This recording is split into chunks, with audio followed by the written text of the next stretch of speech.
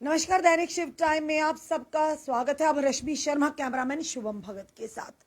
आखिर हम समाज को किस ओर लेकर जा रहे हैं? लगातार जो हम मामला अपनी जनता के, अभी व्यूअर के समक्ष लेकर आ रहे हैं, किसी भी धर्म विशेष को ठेस पहुंचाने का हमारा बिल्कुल भी इरादा नहीं है, पर जो सत्य है वही लेकर आएंगे कि आखिर आज के दौर में माता पिता या आम जनता विश्वास करे तो किस पर विश्वास करे। कल की बात करें, आकाश स्टडी सेंटर की ओर से एक खबर आई कि जहां पर एक छात्र को एक टीचर द्वारा, वहां पे जिसे टीचर कुछ देर पहले निलंबित कर दिया गया था, जो पढ़ाता था वहां पर स्टडी सेंटर में, आकाश एक माना हुआ इंस्टीट्यूट है, उसे काफी देर पहले वहां से निकाल दिया गया था। उसी के चलते वहां पर कल एक बच्ची ने कंप्लेन करवाई थी कि उसे होटल में बुलाया गया कि होटल में एक पार्टी है, बर्थडे, तो आप वहां पर आइए। सबसे पहली बात कि अगर कोई भी बच्चियों को, बहनों को अगर बुलाता है, सबसे पहले अपने माता पिता से संपर्क करें और अकेले कहीं भी ना जाएं। ये भी ड्यूटी बनती है, हमारे एक दायित्व है अपने बच्चों को, अपनी बच्चियों को ये सीख सिखाना, क्योंकि जिस तरह का माहौल चल रहा है हमें अपने बच्चों को एजुकेट करना है, इसके बारे में पूरी जानकारी देनी। वही अभी की जो जानकारी है, एक पुजारी ने किया एक माइनर बच्ची का, नाबालग बच्ची का बलात्कार। यह जम्मू इलाके से खबर आ रही है। वो खबर है ये सतवारी थाना के अंतर्गत आता जीवन नगर की, जहां की बच्ची थी।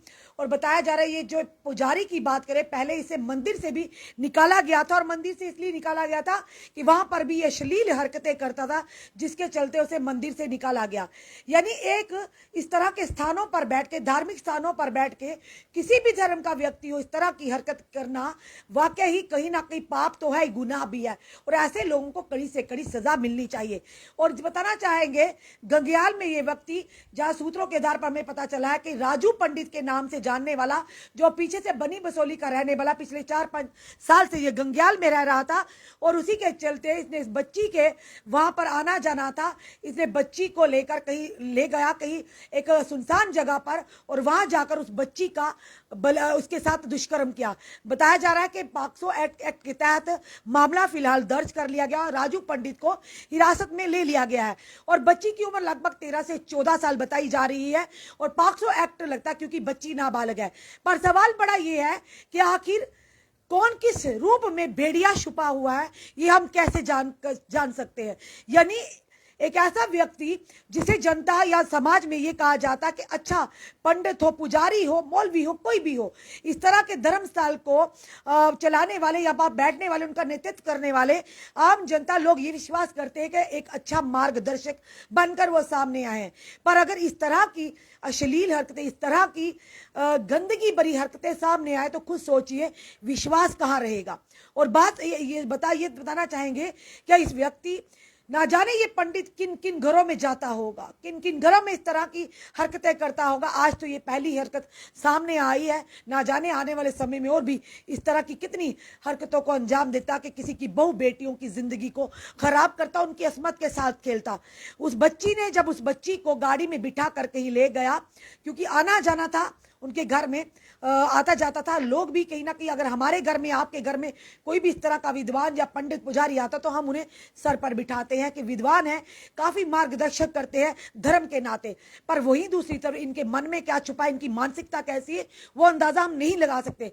और उस बच्ची को लेकर सुनसान जगह में ले गया और उस बच्ची के साथ दुष्कर्म किया।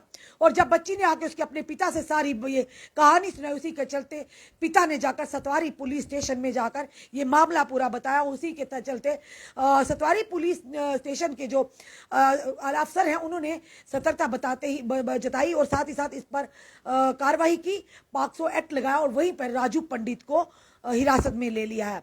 और आप खुद बताइए, अगर हम किस दिशा में लेकर जा रहे हैं अपने समाज को।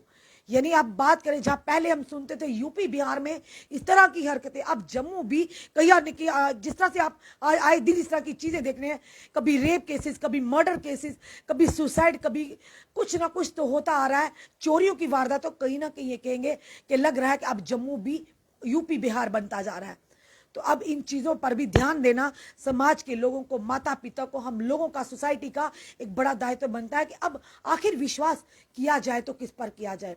यानी हमारी बच्चियां अब धार्मिक जो विद्वान है, यानी जिस तरह से पंडित पुजारी मंदिरों बैठकर इस तरह की अगर हरकतें करेंगे तो खुद सोचिए हम किस पर विश्वास करेंगे, हमारी बच्चियां कहाँ सुरक्षित है। हम कहते हैं कि बाहर नहीं जाना, रात को बच्चियों को बाहर नहीं निकालना, पर ऐसी जगह पर, ऐसे पावन जगहों पर बैठकर, पाक जगहों में बैठकर अगर आपकी नीयत और नज़र बुरी होगी तो कैसे हम बच्चियों को, अपनी बहन बेटियों को बचाएंगे। फिलहाल बताएंगे ये मामला जम्मू के सतवारी थाने के अंतर्गत आने वाला जीवन नगर की वो बच्ची थी जिसकी उम्र लगभग 13 से 14 वर्ष थी, और जो व्यक्ति बताया जा रहा वो यानी कि सीनियर सिटीजन है और राजू पंडित के नाम से जिसे जाना जाता है, और गंगयाल में पिछले 4-5 साल से वहां पर रिहाइश पजीर है, और फिलहाल पीछे से बनी बसोली का, जो हमें सूत्रों के आधार पर हम तक जानकारी पहुंची है। और ये एक बड़ी शर्मनाक हरकत है, एक बड़ी निंदनीय हरकत है।